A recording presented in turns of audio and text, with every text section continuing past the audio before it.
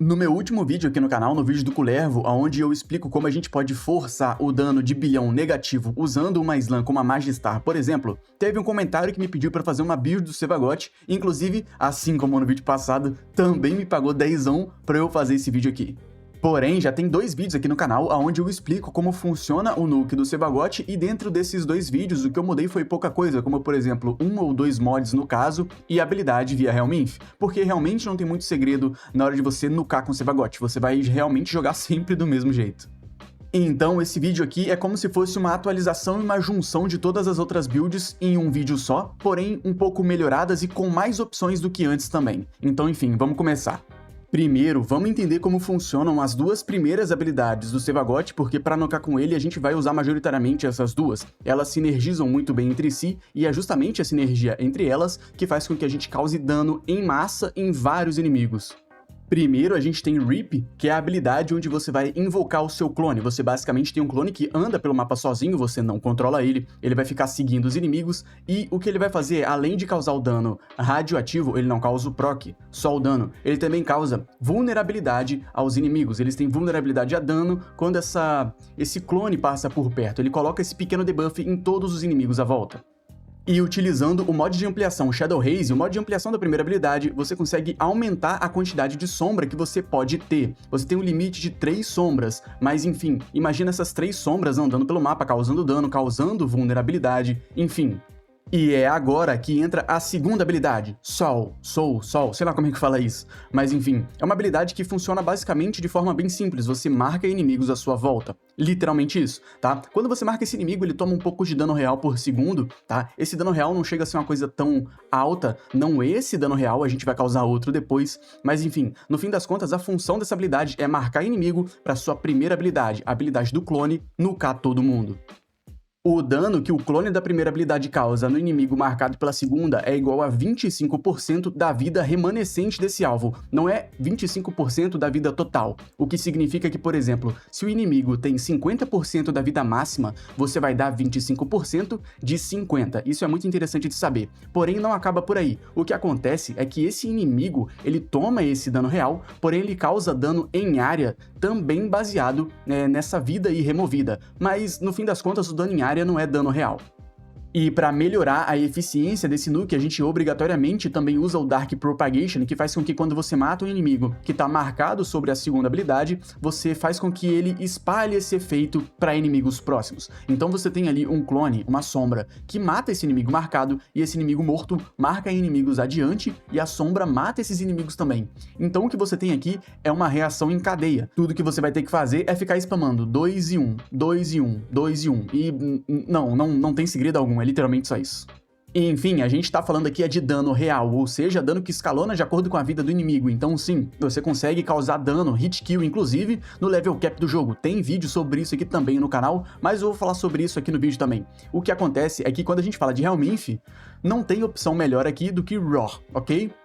Na hora de infundir aqui a habilidade via Helminth, você tem 2 opções. Ou você tira a terceira habilidade, a Gloom, ou você tira a quarta habilidade, que é a Exaltada do Sevagoth. E, sinceramente, eu preferi tirar a quarta habilidade. Primeiro, que Gloom se sobressai demais em quesito de uso, você tem uma habilidade que te cura, e não só isso, você também tem um controle de grupo absurdo, até mesmo para acólito, por exemplo. E outra é que quando você tira a quarta habilidade, você pode, se quiser, usar Precision Intensify, que aumenta 90% ali a força da sua quarta habilidade, e como a gente está usando o Roar, bom, nada melhor do que aumentar esse dano que a gente vai causar. De fragmento aqui eu tô usando 4 fragmentos de aumento de força, se todos forem forjados em tal é melhor ainda, mas também não são nem obrigatórios, você não precisa necessariamente equipar todos eles, eu tenho um motivo, é que tem builds aqui em que eu tô usando Overextended, e como ele tira muita força, eu recoloco essa força com os fragmentos. Junto disso eu também tô utilizando aqui um de Casting Speed, velocidade de conjuração, para permitir com que a gente spame a habilidade feito um maluco, e enfim, é para dar mais fluidez ao jogo. Ele também não é obrigatório, mas por que não?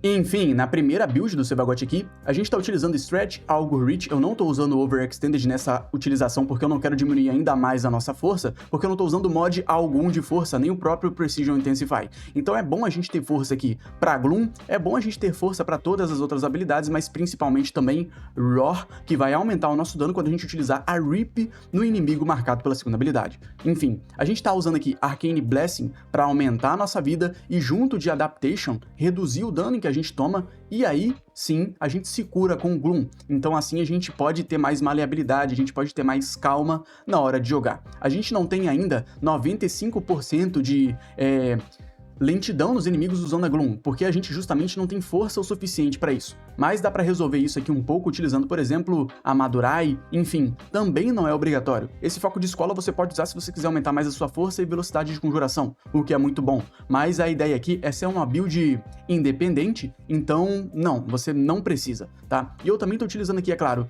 Corrosive Projection para reduzir a armadura, pra gente causar mais dano ali em área, tá? E Primed Sure Footage, beleza? Enfim, eu tô usando aqui também Steadfast, ou, em português, Inabalabilidade Arcana, pelo simples fato de que é um casting frame, a gente vai ficar spamando a habilidade aqui o tempo todo, certo? Então por que não usar isso daqui e permitir com que você, por exemplo, nuke tudo sem ficar se preocupando tanto com energia?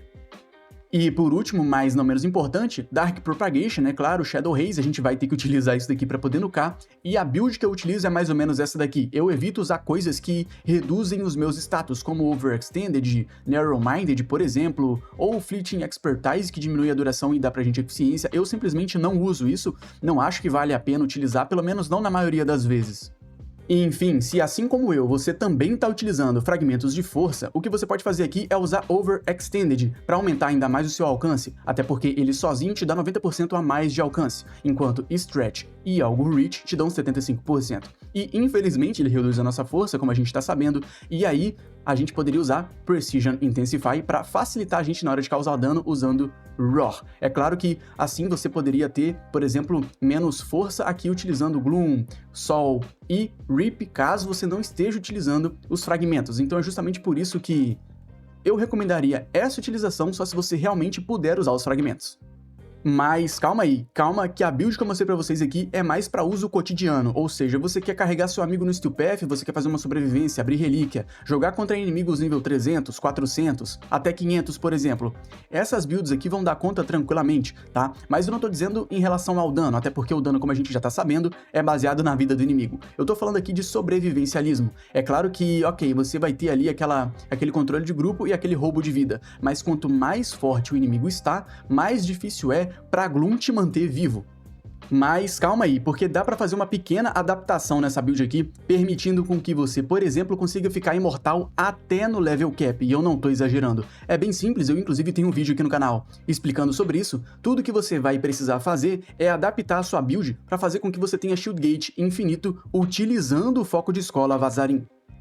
Essa adaptação aqui, vocês podem ver, a gente está utilizando o Catalyzing Shields para fazer com que a gente tenha Shield Gate, tá? Um Shield Gate mais eficiente ali, a gente reduz os nossos escudos, mas tem um tempo de Shield Gate fixo de 1,33 segundos, e a gente também tem que utilizar Fast Deflection, porque ele reduz o nosso delay de recarga nos escudos. E sim, ele é muito importante, porque junto com o Fast Deflection, a gente pode utilizar o foco de escola Vazarim para reduzir esse delay ainda mais, fazendo com que esses escudos se regenerem forçadamente, permitindo com que você tenha literalmente Shield Gate infinito. Então é justamente por isso que Vazarim aqui é obrigatório, se você quiser de fato ficar imortal com essa utilização aqui.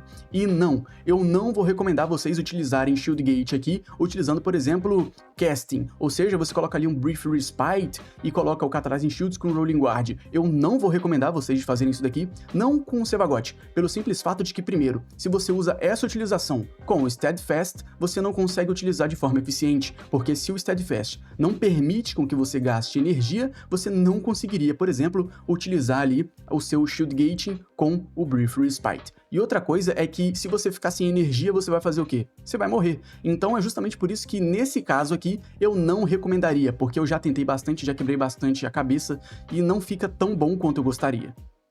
E aqui no foco de Escola Vazarim, a gente vai usar predominantemente 3 coisas. Primeiro, a gente vai usar a primeira habilidade do nosso operador, Guardian Shell, que é basicamente um pequeno escudo que aparece ali na sua frente, certo? E em seguida, você precisa também ter Guardian Break, que em resumo é basicamente um buff que você ganha quando esse escudo se quebra, ok? Então, quando esse escudo se quebrar, você vai ter menos delay ainda, ou seja, Guardian Break reduz ainda mais o seu delay, e é justamente isso daqui, com Fast Deflection, que faz com que os seus escudos se regenerem forçadamente, permitindo com que você tenha Shield Gate ali o tempo todo.